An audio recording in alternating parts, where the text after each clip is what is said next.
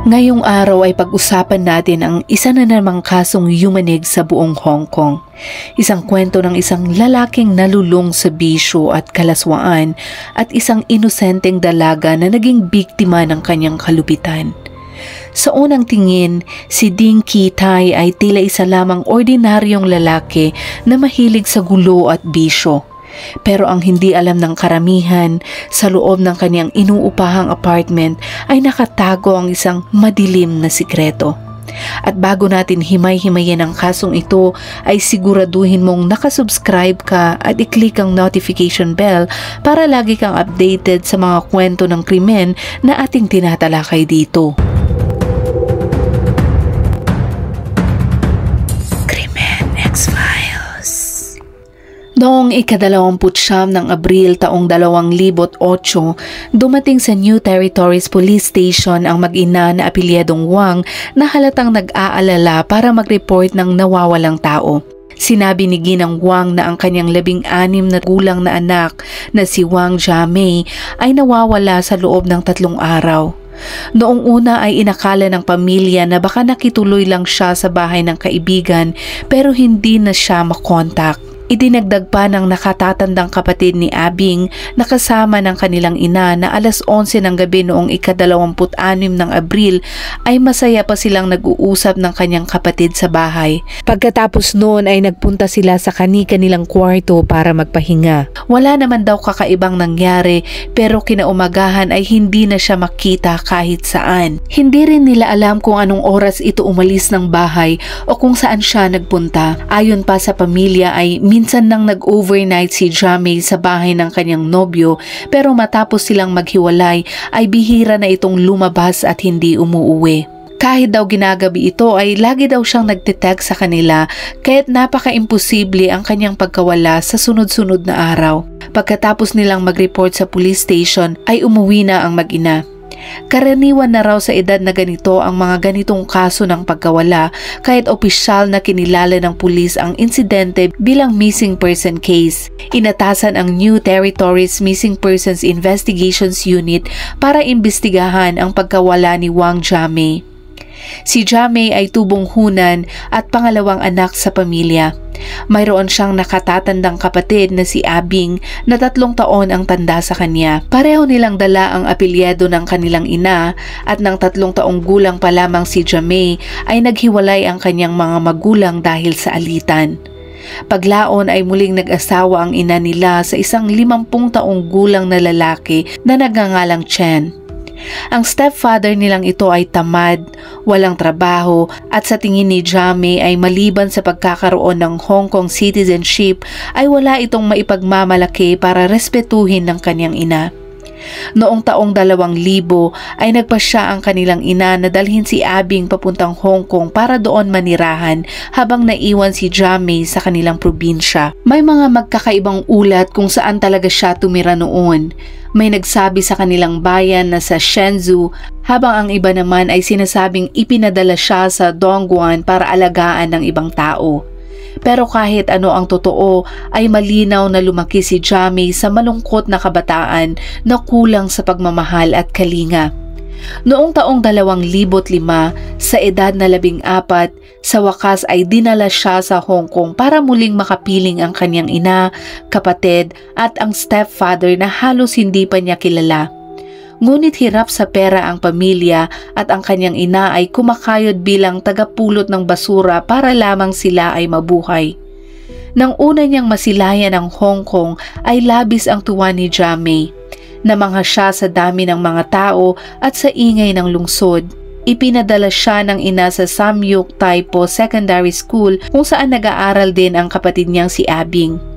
Magaling na estudyante si Jiamei. Sa ika-8 baitang ay nanalo siya ng Purple Gold Award, isang parangal para sa mga estudyanteng nag-e-excel sa isa sa 3 asignatura na Math, Chinese at English. Nanalo rin si Jiamei sa mga kompetisyon ng Mandarin at English recitation at nakakuha ng scholarship sa paaralan ng sunod-sunod na 2 taon. Pero sa kabila ng kanyang talino ay hindi naging maganda ang relasyon niya sa mga kaklase at guro. Tingin sa kanya ng mga kaibigan ay tahimik, matigas ang ulo at hindi pala kaibigan. Sa labas naman ng paaralan ay lalo pang lumala ang relasyon niya sa kanyang stepfather. Madalas silang nagtatalo at noong 2007 ay nag-enroll si Jamie sa isang modeling course sa labas ng eskwela. Pero dahil sa pangkaraniwan niyang itsura at katawan ay halos walang tumanggap sa kanya para sa photoshoot. Para hindi siya mapahiya sa pamilya, nagsinungaling siya at sinabing nagtratrabaho siya bilang assistant ng isang modelo at kumikita ng 20,000 hanggang 30,000 Hong Kong dollars kada buwan. Sa katotohanan ay hindi nagtagal at iniwan niya ang kanyang trabaho na yun. Mahilig si Jamie sa ganda at fashion. Gustong-gusto niya ang make-up at magagandang damit. Madalas silang manghiraman ng damit at sapatos ng kanyang ate. Sa katunayan ay sabay pa daw silang nag-enroll sa isang makeup course na 3 beses sa isang linggo ang klase. Pagsapit ng Enero taong 2008, habang nasa ika-10 baitang pa lamang siya, ay sinabi ni Jamie sa pamilya niya na gusto na niyang huminto sa pag-aaral. Marahas itong tinutulan ng kanyang ina at kapatid, pero matigas ang kanyang pasya. Paniniwala niya ay wala namang silbi ang sobra-sobrang edukasyon, kaya sa huli ay tumigil nga siya sa pag-aaral. Mula noon ay nagsimula siyang mamuhay ng magulo. Madalas na siyang gumala sa mga libangan, nakikihalubilo sa iba't ibang klase ng tao at minsan ay hindi na rin umuuwi ng magdamag.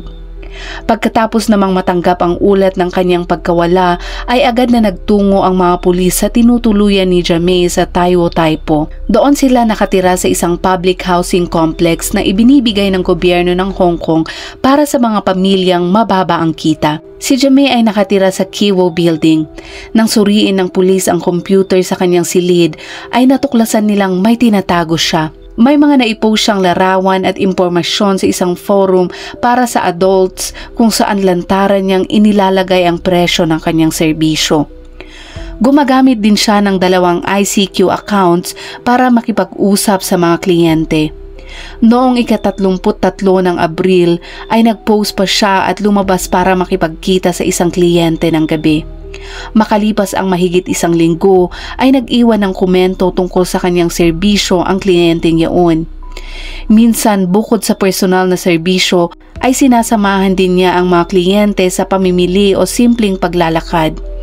Ngunit ang pakikipagkita sa mga hindi kilala ay may kaakibat na panganib at walang makapagsasabi kung ligtas siya o hindi. Dahil sa mga koneksyon na ito ay pinaghihinalaan ng pulis na baka nasa panganib nga si Jamie. Samantala, ilang araw na ang lumilipas mula nang mawala siya ay walang kahit na anong kaalam-alam ang pamilya tungkol sa kanyang mga pinaggagawa. Ayon kay Abing ay malapit daw naman sila sa isa't isa at madalas silang magkwentuhan ng mga sikreto, pero dumating sa panahon na parang bigla siyang nag-iba. Naging mabigat ang kanyang loob na para bang may tinatago siyang problema. Napansin daw ni Abing na bigla na lang dumadami ang bagong kaibigan ng kanyang kapatid, mga tao na may edad 20 hanggang 50 taong gulang. Madalas itong nakikipag-usap sa telepono tuwing gabi at minsan ay hindi na rin umuuwi. Kapag tinatanong daw ng kanyang pamilya, ang lagi niyang sagot ay nakikipagkita siya sa nobyo pero ni minsan ay hindi pa nila ito nakikilala. Alam ni Abing na madalas gumamit si Jamie ng ICQ para makipag-chat sa mga tao, pero hindi niya matanggap na kaya nitong gawin ang mga natuklasan ng pulis.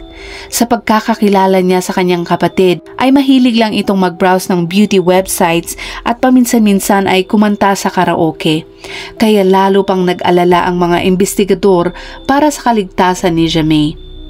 Mabilis na inilabas ng media ang balita tungkol sa pagkawala upang makahanap ng mga posibleng saksi.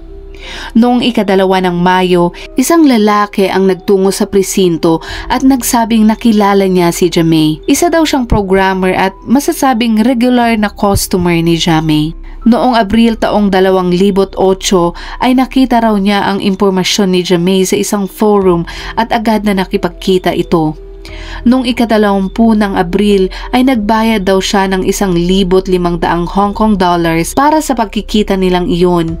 Pagkatapos noon ay naging mas malapit sila at madalas mag-chat online. Ilang araw ang lumipas, muli siyang tumawag kay Jamie para makipagkita ulit. Madaling araw ng ika-27 ng Abril ay nagtagpo daw sila sa Samshi-po subway station. Gabi noon nang dumating si Jamie na nakaitim na damit at may dalang dilaw na bag. Pumunta sila sa isang malapit na hotel. At pagpasok sa kwarto ay napansin ng lalaki na pagod ang dalaga kaya't hindi niya ito pinilit. Humiga lang silang dalawa sa kama, nagkwentuhan at nakatulog ng hindi namamalayan.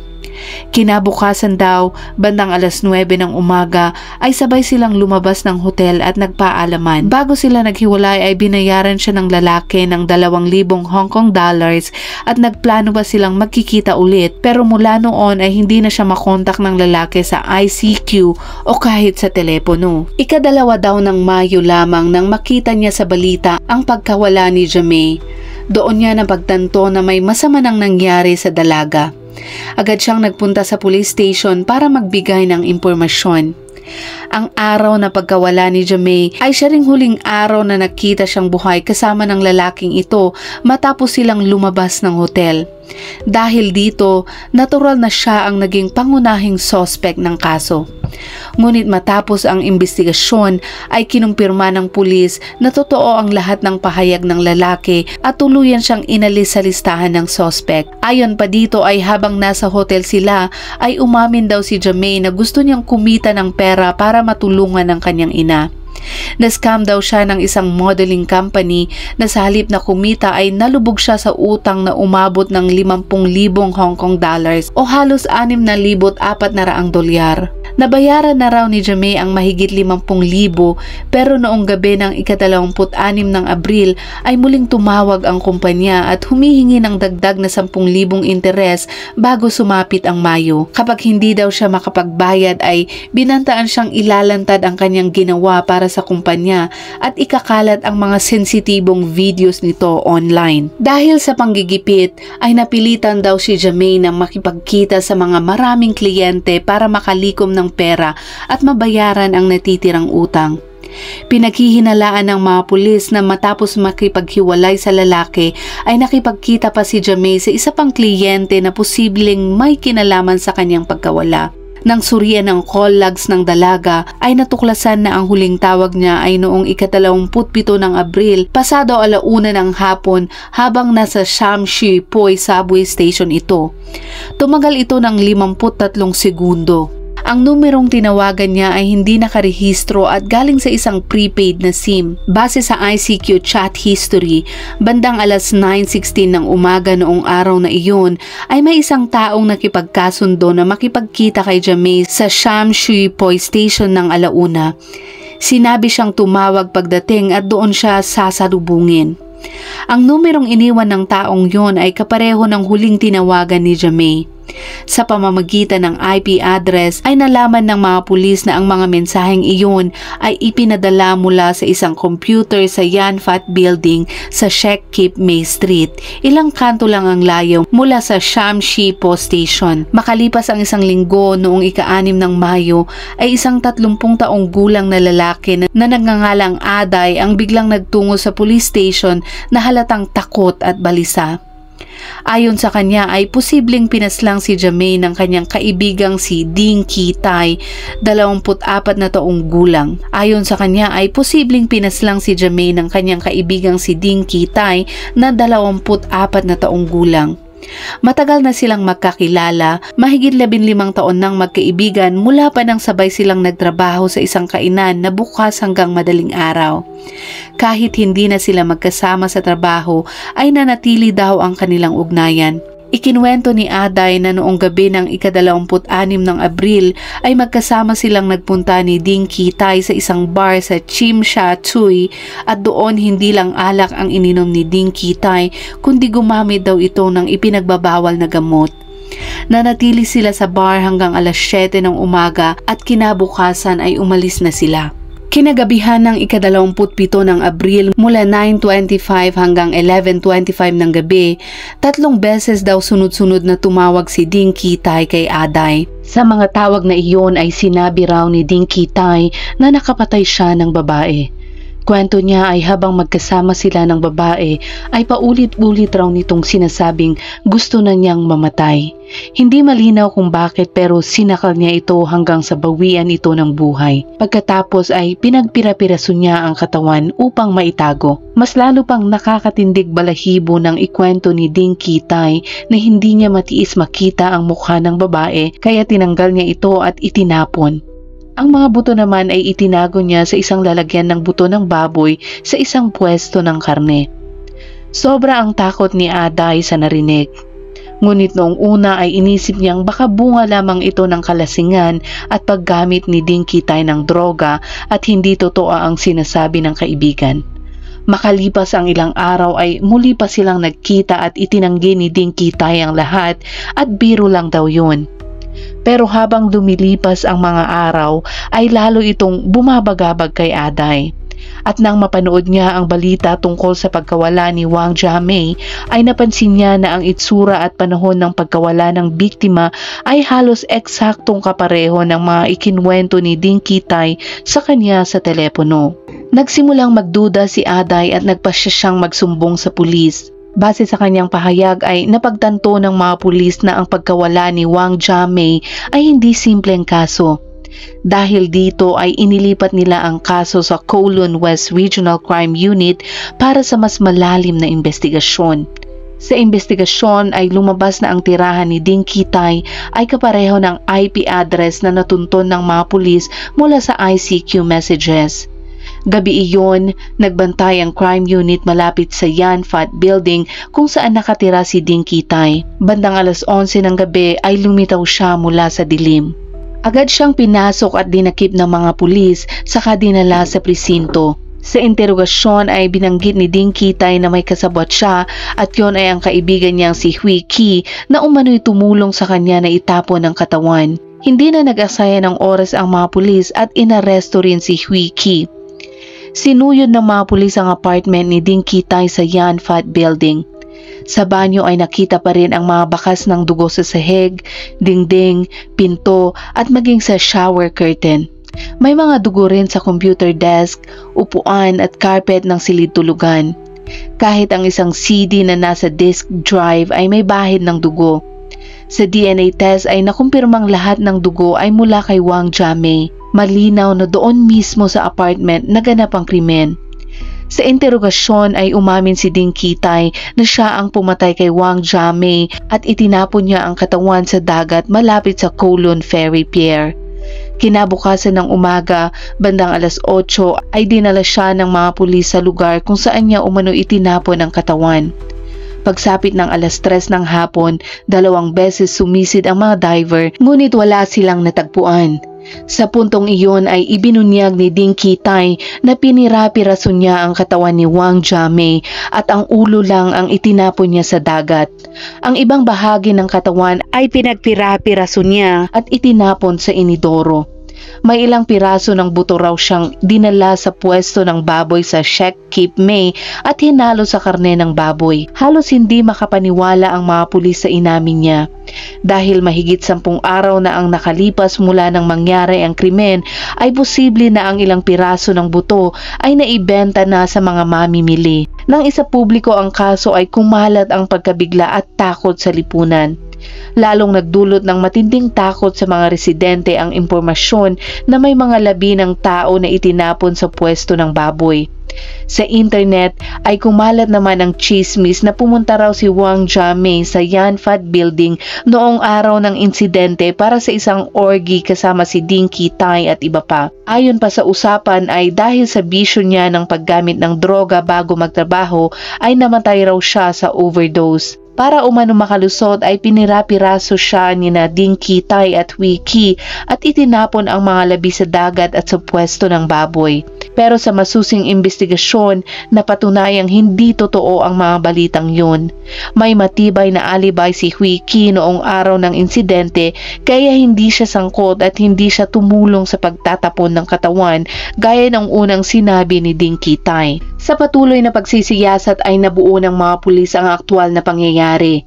Maaga pa noong araw na iyon, matapos umalis sa bar bandang alas 7 ng umaga, ay nagpatuloy si Ding Kitay sa paggamit ng droga. Pagka-uwi niya ay ramdam pa rin ni Ding Kitay ang epekto ng droga at hindi siya mapakali. Sa ganoong kalagayan ay tinawagan niya si Wang Jiamei. Pagkatapos ng 1:00 ng hapon ay nagkita silang dalawa. Dinala ni Ding Kitay si Wang Jiamei sa kanyang apartment. Gumamit silang dalawa ng droga at pagkatapos ay nagtalik. Bandang 3:00 ng hapon ay nagising daw si Ding Kitay. Laking gulat niya nang makita si Wang Jiamei na nakahandusay daw sa kama, hindi na gumagalaw, may dugo at bula sa bibig at malamig na ang katawan. Doon niya napagtanto na nakapatay siya, ngunit hindi niya daw maalala ang eksaktong nangyari. Ang natatandaan lang niya ay sinakal niya ito ng 1 hanggang 2 minuto. Sa simula ay binalot ng matinding takot si Ding Kitay matapos makita ang bangkay ni Wang Jiamei, pero makalipas lamang ang 5 hanggang 10 minuto ay pumasok sa isip niya ang plano, ang pagpirapirasuhin ang katawan nito at itapon. Pinili niyang gawing ito sa paniwalang mas mahirap itong matunton. Inabot siya ng 6 na oras para pirapirasuhin ang katawan nito. Ang pag-drain pa lang ng dugo ay tumagal ng 10 hanggang 15 minuto. Nahihirapan siya habang ginagawa daw ito, lalo na sa paghiwa at pagtanggal ng laman, kaya naisip niyang unahin ang pagbalat bago alisin ang laman. Parang kung paano kinakatay ang baboy. Pagsapit ng 10:00 ng gabi ay sinimulan niyang ayusin ang mga buto na hindi kayang itapon sa inidoro, gaya ng mga buto sa braso, hita at gulugod. Tinanggal niya lahat ng laman para hindi na makilala bilang buto ng tao at mas madali niya itong ihalo sa karne ng baboy. Pagkatapos, isinakay niya sa bus ang ulo ng biktima papunta sa Kowloon Ferry Pier at doon niya ito itinapon sa dagat.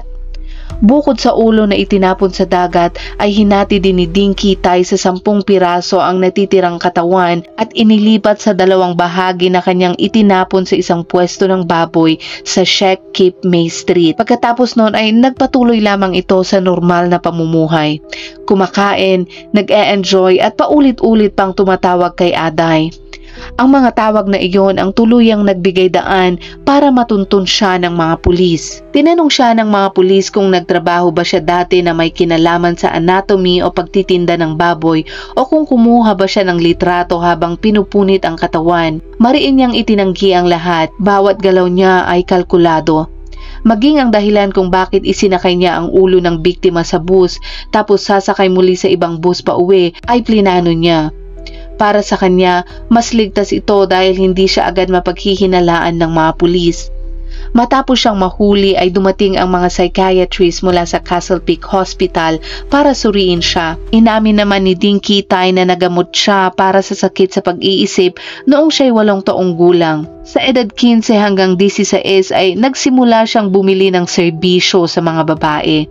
Noong katapusan ng taon 2001 ay nagsimula siyang gumamit ng droga at noong 2002 ay nagsimulang manood ng mga malalaswa sa iba't ibang adult website. Ayon sa ilang eksperto, kung totoo ang sinabi ni Ding Kitay ay posible siyang nakaranas ng tinatawag na automatism na dulot ng paggamit ng droga. Ang automatism ay isang espesyal na uri ng epilepsy kung saan ang isang tao ay nakakagawa ng mga aksyon, simple man o komplikado, nang hindi namamalayan, hindi sinasadya at wala siyang maalala matapos ang atake. Ngunit ayon sa direktor ng Substance Abuse Treatment Center ng ospital ay wala raw kahit anong medical literature na nagsasabi na ang paggamit ng droga ay maaaring magdulot ng automatism. Posible raw na nagsisinungaling lang si Ding Kitay tungkol sa hindi niya pag-alala sa mismong proseso ng pagpatay. Habang ginagawa niya ang pagpirapiraso, ilang bahagi ng katawan ang paulit-ulit niyang itinapon sa inidoro. Ang dumi mula sa gusali ay dumadaloy papunta sa pumping station at ilang septic tank bago mailipat sa ngayon ay Tom May Sewage Treatment Plant. Ang plantang ito ay nagproproseso ng milyong-milyong kubiko ng metro ng wastewater kada araw para sa port area at 2 baybayin. Pagkatapos maproseso ay itinatapon ang malinis na tubig sa dagat. Dahil tuloy-tuloy ang operasyon ng mga pasilidad na ito, ay halos imposibleng matagpuan pa ang mga bahagi ng katawan sa komplikadong sistema ng imburnal. Gayunman, ilang residente na nakakita malapit sa lugar ng krimen ang nag-ulat na nakakaamoy sila ng masangsang na amoy na parang patay na daga mula sa drainage ng isang real estate company at isang tindahan ng maong sa ground floor ng gusali. Matapos matanggap ang ulat, nakipag-ugnayan ang mga pulis sa drainage company para simulan ang investigasyon. Noong 8 ng Mayo, nagsimulang maghanap ang mga tauhan ng drainage company ng mga bahagi ng katawan sa sistema ng imburnal at ilang manhole malapit sa lugar ng krimen. Nang tapikin nila ang isang tubo ay nakarinig sila ng kakaibang tunog na parang may bara sa loob. Mula sa putik na hinukay mula sa manhole, nakakita sila ng mahigit 20 piraso ng laman na pinaghihinalaang galing sa tao.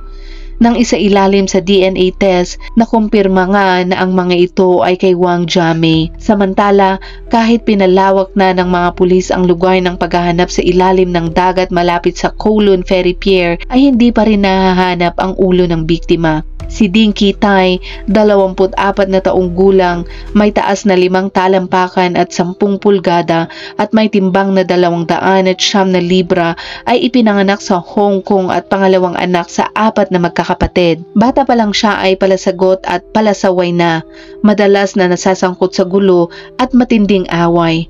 Noong 5 taong gulang siya kasama ang pamilya sa isang biyahe papuntang mainland China ay nasangkot sila sa isang malubhang aksidente sa kalsada. Dahil doon ay nagtamo siya ng pinsala sa utak at nasaksihan mismo ang pagkamatay ng kanyang ina. Matapos ang aksidente ay sinisi ng mga kamag-anak sa ina ang kanyang ama sa pagkamatay ng kanyang ina. Makalipas ang 2 taon ay muling nag-asawa ang ama ni Ding Qitai. Lumipat sila sa Nanshan Village at sandaling nabuhay ng payapa. Noong 8 taong gulang, dahil sa mainitin ng ulo at hirap sa pag-aaral, dinala siya ng pamilya sa ospital para suriin ang pag-iisip nito. Doon siya na-diagnose na may emotional disorder, kaya ipinasok siya sa espesyal na paaralan para sa mga batang may kapansanan. Pagsapit ng 15 hanggang 16 na gulang, ipinasok naman siya sa isang reform school para sa psychological counseling matapos niyang saktan ng ibang tao. Hindi na niya tinapos ang ika-6 na baitang at tuluyan ng huminto sa pag-aaral. Pagkatapos noon ay nagtrabaho siya bilang delivery boy ng isang nightclub at sumama rin sa pinsan bilang apprentice sa pag-aayos ng air conditioning sa isang construction site. Ngunit dahil na humaling siya sa makintab at kaakit-akit na mundo sa labas, unti-unti siyang nalulong sa masasamang bisyo. Sobrang nalulong si Ding Qitai sa droga at umabot pa sa punto na nagsusuka siya at dumudugo ang ilong, pero hindi pa rin siya tumitigil dahil hinahanap-hanap niya ang thrill na dala ng mga ito. Unti-unti siyang lumubog sa isang buhay na puno ng bisyo at kalaswaan. Kahit may nobya siya ay patuloy pa rin siyang kumukuha ng serbisyo sa mga prostitute. Ayon sa may-ari ng nightclub kung saan siya minsang nagtratrabaho, umaabot naman ang kanyang kinikita sa mga $512. Pero kalahating taon lang siya tumagal bago tumigil. Dahil sa kanyang bleach na blonde na buhok at malusog na pangangatawan, tinawag siyang Fat Thai. Madalas ding ipagyabang ni Ding Qitai ang mga karanasan niya sa mga babae kapalit ng pera. Palagi rin siyang nakikipag-away tungkol dito. Ang ugali niya walang pinagkaiba sa isang siga. Ayon sa mga dating katrabaho nito, siya ay puro yabang, tamad at puro lang kasayahan ng alam. Gumagastos siya na parang walang bukas at kapag nauubos, uutang na lang sa mga kaibigan. Gustong-gusto niyang kumita ng mabilis kaya't minsan umutang siya ng 60,000 Hong Kong dollars o mahigit $7,680 mula sa isang finance company at agad din niya itong nilustay. Hindi nagtagal ay umutang ulit siya ng halos $25,600. Pero dahil hindi niya ito nabayaran, dinayo na siya ng mga debt collectors sa kanilang bahay. Sa bandang huli ay napilitan siyang lumipat para lang takasan ang mga utang. Sa mata ni Aday, ang matalik niyang kaibigan, si Ding Qitai ay matalino pero mainitin ang ulo, mabilis magalit at palamura. Noong Hunyo taong 2007, 23 taong gulang na siya noon, nagrenta siya ng apartment sa ikalawang palapag ng Yanfat Building sa Sheikh Cape May Street sa halagang 2,000 Hong Kong dollars o mga $256 bawat buwan. Ang apartment na iyon, ang kalaunan ay naging mismong eksena ng karumal-dumal na krimen. Makalipas ang isang taon noong Hulyo taong 2009, nagsimula ang paglilitis ng kaso sa Hong Kong High Court. Si Ding Kitay ay kinasuhan ng murder at ng pagharang sa legal na paglilibing ng bangkay. Sa paglilitis ay inamin mismo ni Ding Kitay ang kanyang mga ginawa. Pagkatapos ng 6 na araw ay nagbigay ng hatol ang korte. Guilty si Ding Kitay sa kasong murder at hinatulang habang buhay na pagkakakulong. Para naman sa kasong may kinalaman sa bangkay, binigyan siya ng karagdagang 4 na taon, ngunit sa huli ay nanatiling life imprisonment ang final na sentensya laban sa kanya. Noong Nobyembre ng parehong taon ay inimbitahan si Aday, ang kanyang matalik na kaibigan na nagsumbong mismo sa pulis at tumulong para maresolba ang kaso, ay ginawaran ng Outstanding Citizen Award. Sa pagtatapos ng kaso ni Wang Jiamei ay naiwan namang nakabaon sa alaala ng mga taga Hong Kong ang matinding pagkabigla at bangungot. Ang kanyang sinapit ay nagsilbing paalala sa mga panganib na nakatago sa likod ng mga makikinang na ilaw ng isang maunlad na syudad, mga sulok na hindi natatakpan ng kislap at karangyaan. Ipinapaalala din sa atin ng kwentong ito ang kahalagahan ng pagmamahal, pag-aalaga at tamang pagpapalaki sa mga bata. Bawat pamilya at bawat isa sa atin ay may tungkulin na bumuo ng isang ligtas at malusog na kapaligiran para sa ating lipunan, lalo't higit sa ating mga anak. At kung umabot ka sa dulo ng videong ito ay maraming salamat sa iyong patuloy na pagsuporta. I-comment mo naman kung ano ang saloobin mo sa kasong ito at kung anong oras mo to napanood at saan, para naman alam namin kung saan umabot ang videong ito. Hanggang sa muli at palaging mag-iingat.